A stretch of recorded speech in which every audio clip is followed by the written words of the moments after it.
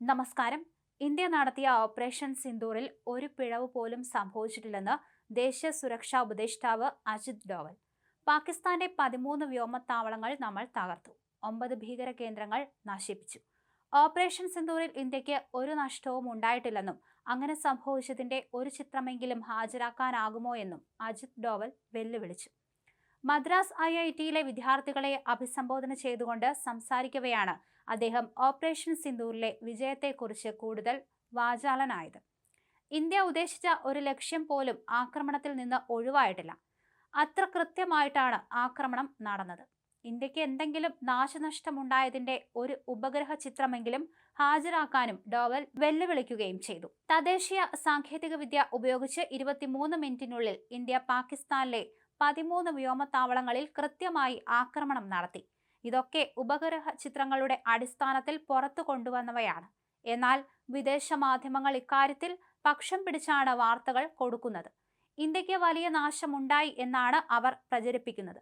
അങ്ങനെ സംഭവിച്ചിട്ടുണ്ട് എങ്കിൽ ഒരു ചിത്രമെങ്കിലും ഹാജരാക്കാൻ മാധ്യമങ്ങളെ ഡോവൽ വെല്ലുവിളിക്കുകയായിരുന്നു. പഹൽഗാം ഭീകരാക്രമണത്തോടുള്ള ഇന്ത്യയുടെ സൈനിക പ്രതികരണമായിരുന്നു ഓപ്പറേഷൻ സിന്ദൂർ.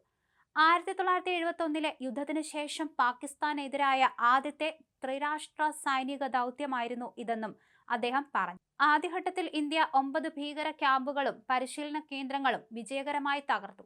ഇതിൽ 4 പാകിസ്ഥാനിലും 5 പാക് അധിനിവേശ കശ്മീരിലും.